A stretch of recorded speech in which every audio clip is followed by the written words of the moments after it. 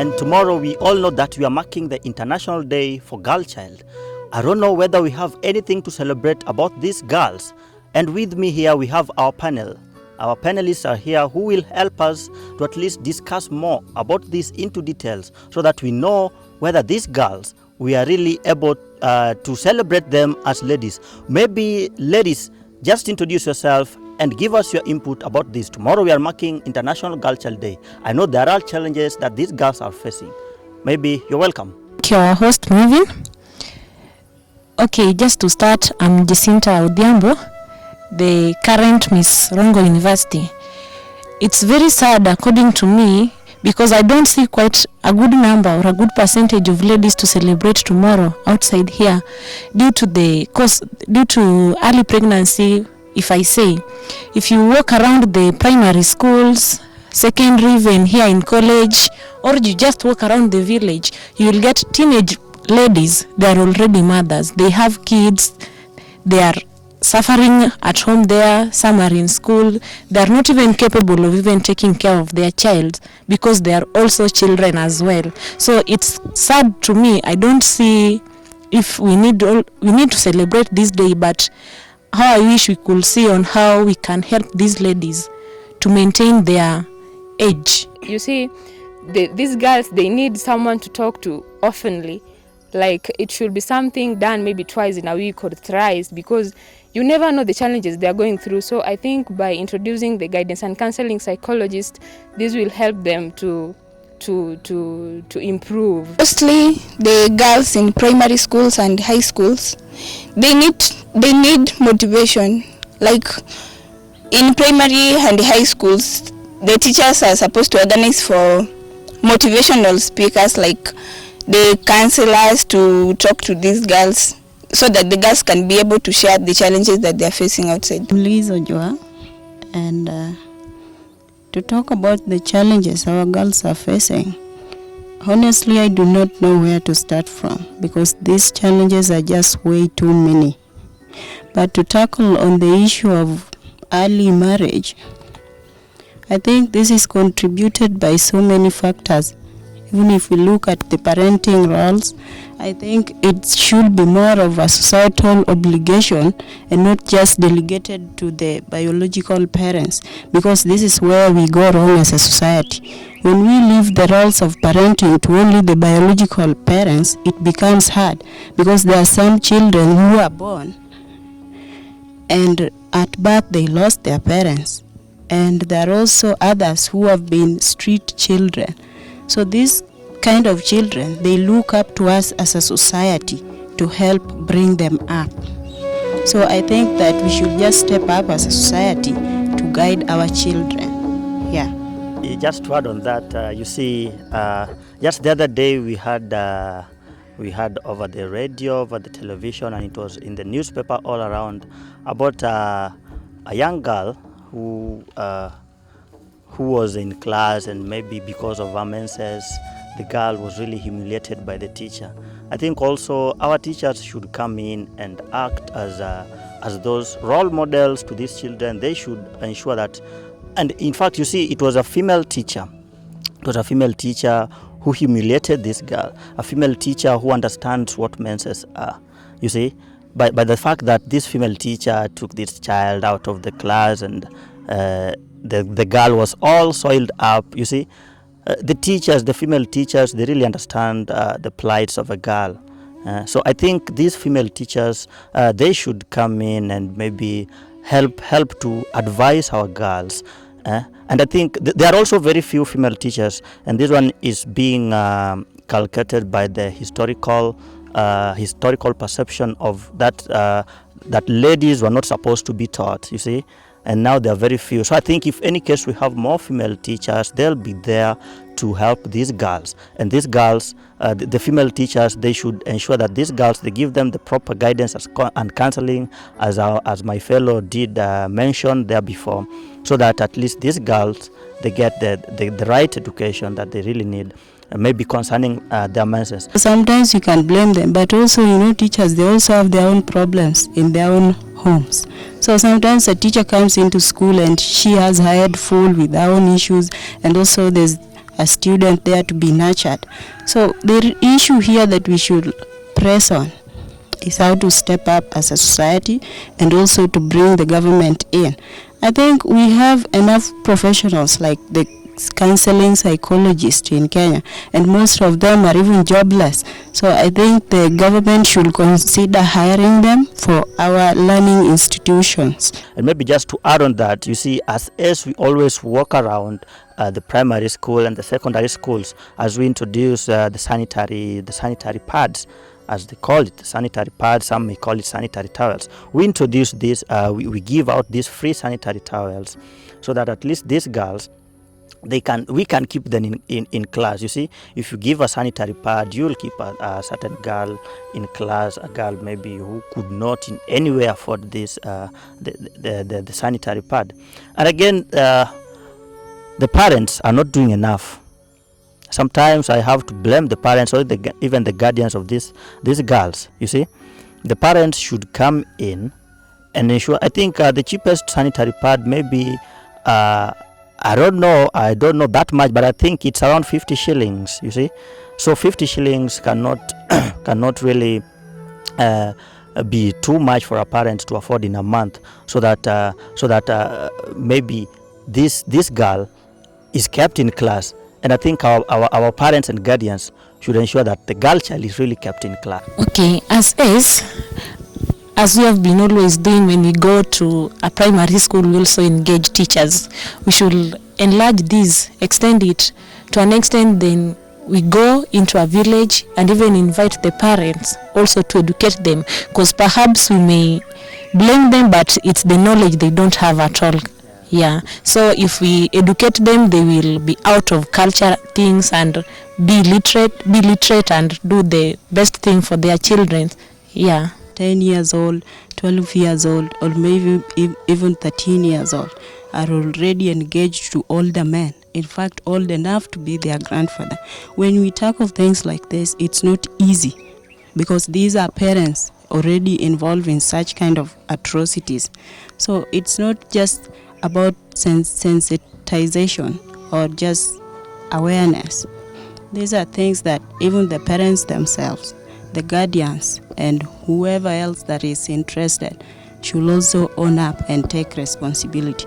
Because when I think about a 10-year-old girl already engaged to a man old enough to be her grandfather, honestly I do not know what to say.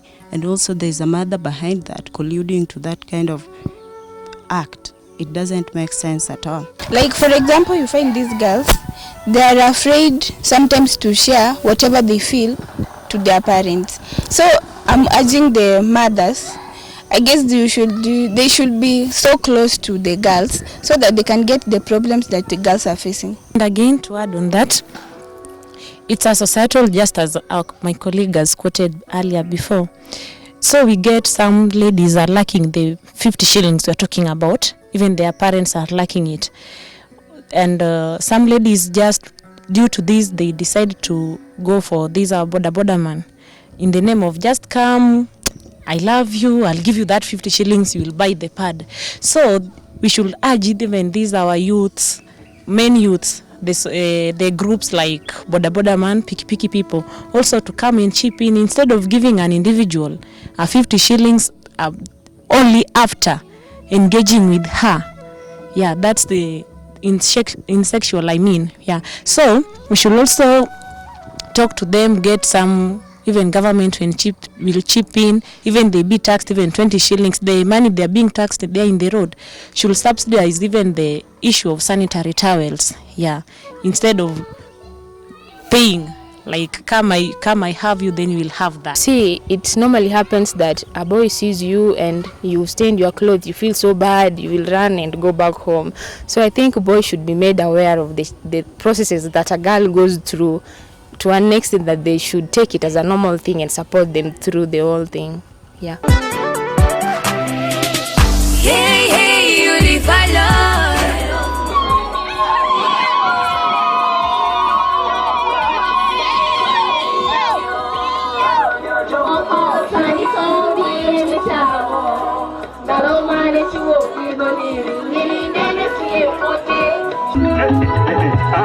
No. What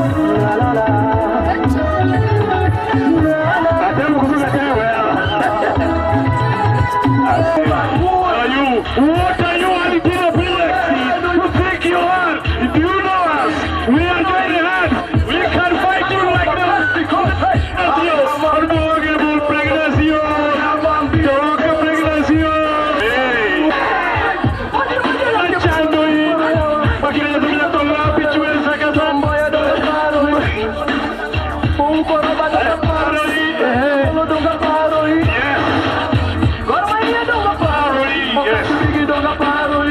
Fighting the team together. MD, we are waiting for you to pick and give.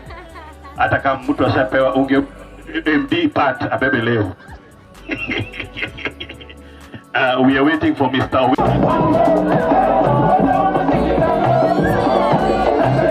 DJ. Unipe mic ya. Unipe mic. Christiana Doll, number 9 na yeye mwenyewe.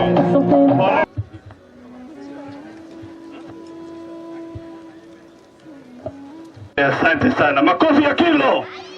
Sawa. DJ chop up money. I saw Becky, the owner of this dance. Looking at her eyes, you could think that you right on the cool style.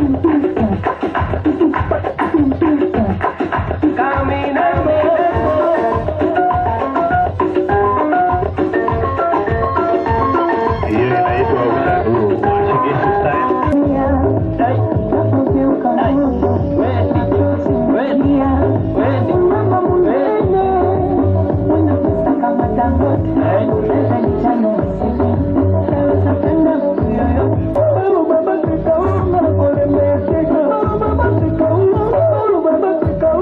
This event today is to primarily highlight some of the harmful traditional practices that affect young people and also barriers to SRHR services, and how can we come together as a community and more so to ensure that young people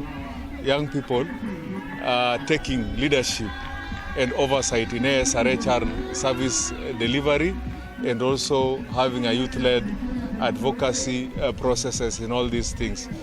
But the essence of this is also to celebrate the youth, because we know we don't want a situation where we are referring them as targets of our program, but we are bringing young people to come and join and actually work together with us through adult youth partnership and also through meaningful youth participation, and not just meaningful youth participation by the name, but ensure that young people are empowered in order to design, to implement, and also to evaluate programs that are related to their well-being. The reason as to why we are having like high teenage pregnancies, high HIV rates in Homa Bay County is because of poverty.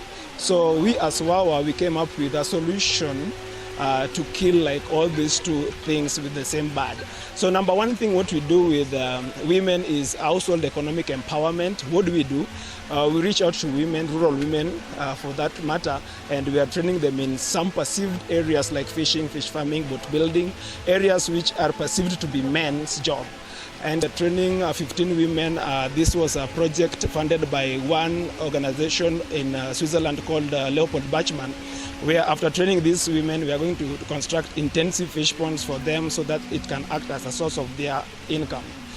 We realize like if a mother is not economically empowered, then they often send their girls to go to the lake to get fish, and for them to get fish they have to sleep with the fishermen, and this is how teenage pregnancies rise, and also HIV and AIDS and school dropout, and that is why we are having like low development in the lake regions.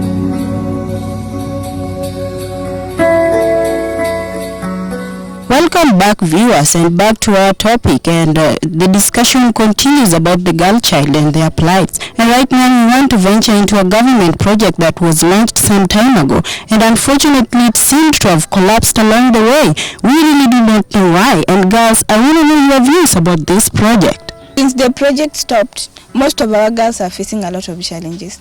So I want to urge the government to see how to come up again with the project so that we can help the girl child outside there. I think the project stopped at some point when it was started some years ago because of some cartels in the government, you see. Okay, and again, I think it brought something more about greed, because these sanitary towels will be brought to schools. I remember when I was in primary school, perhaps the government donated as much as possible, but because there are channels they have to pass through. I think it is high time for the government to prioritize the girl child, and not just the girl child, the young ones in our society. Support them with the necessary resources. I think what is going on with most of the government projects is actually the corruption that is evident in the country. There are just a lot of cartels here in the country that are just waiting actually to pounce on the government money. And it's not only this project that failed. We've seen so many more other projects that have also collapsed along the way. I think the greed in Kenyan society is just too much. Nobody cares about the needy, the helpless, or even the street children here in Kenya. They just launch a lot of projects, but then along the way, a month, 2 months, or even 3 months along the way, the projects fails, and nobody even follows up about what happened or what happens or what should be done. So I think that the government should step up to look into the projects they launch, the officials they put into projects, and how the funds are actually managed in these projects. If this project stopped, they would have come in if any case they were really there for the plights of the girl child. You see, we have the women MPs, the women reps. We also have MPs who are elected at the constituency level, who are MPs. We have all of them. We all know them, yeah. You see, but they didn't come out to really fight for this project back.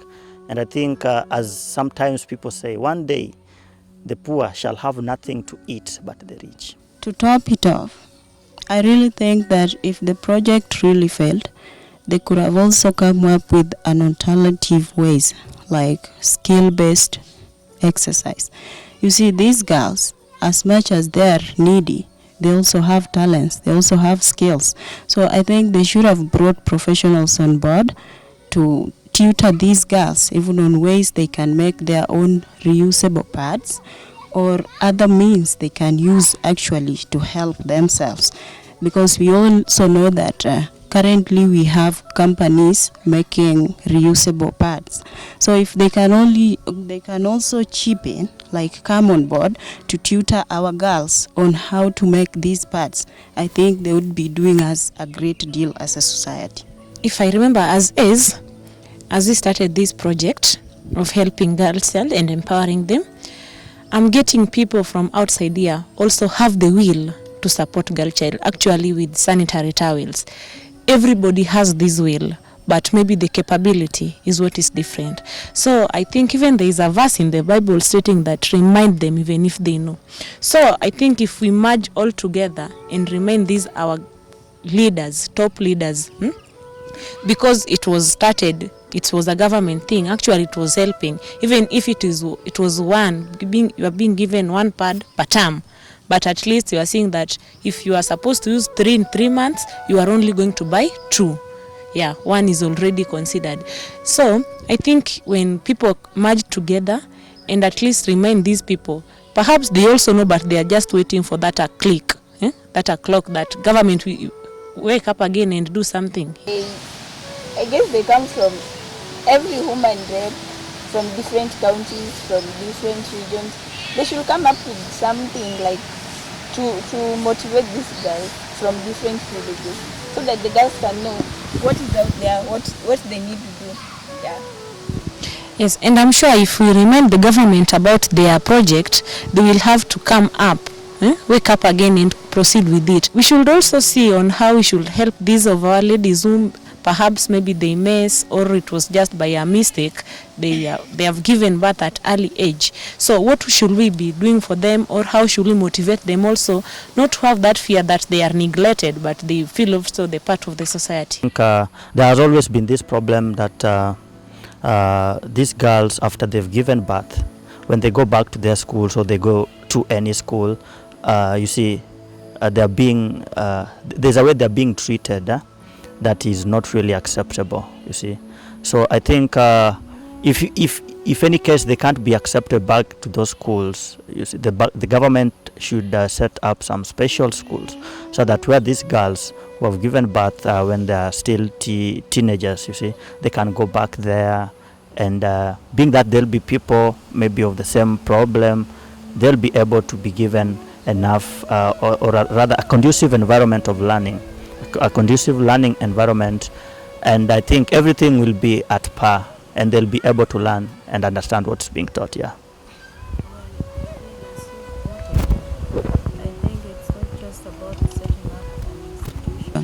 It's also allocating funds into that, because some of these girls, they're really willing to go back to school, but they lack money.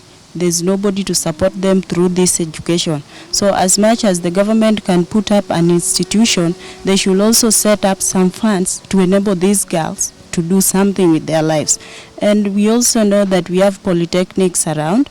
These institutions are are much easier to access, unlike the university level. This is an institution you can access from any level, even if you are a class 8 dropout. So the main challenge here is for the government to allocate some funds for these girls to enable themselves to develop skills. I think they should look into that. Well, to add on what you've said, I think this goes to the community, the society. You know, the stigma that a girl goes through after giving birth, and even the stigma that she goes through during her menses. I think it's something that the community should be taught, like on how to treat these girls, because it's something that is normal, but some communities find it weird. I agree on that, and it's not just about the society. When we talk about menses, this is something that should start from a family. In fact, from mothers. Do you know that this is in our current society today? We bring up girls who do not even know what period is. They do not understand themselves because mothers no longer have time with their children. I think I really don't know what it is all about, but I think it's about the economy. People are just so much involved in money chasing that they even forget their roles as family people. So I think this is something that should start from the family grassroots level. A mother should spend time with the daughter, explain to her in fact, these girls, when a girl gets to this adolescent stage, she starts growing, the boobs starts appearing, and all weird sorts of things start happening, and they do not even know what that is. Some of them even spend the rest of their lives hiding in big clothes because they are ashamed of what they see, and yet they do not also understand what's going on. I think the parents should step in, and in cases where we do not have parents, I think the teachers also should help, and even if we lack that, I think, as I said earlier, this is a societal obligation. Yes, even the fathers, in our society today. In fact, I think this is more cultural than how we see it. In our African society, we've always been raised like children are just left for mothers, and the fathers are just there to be seen. They're not involved in raising their kids in any way. So I think even fathers should also step in to nurture their children. Yes.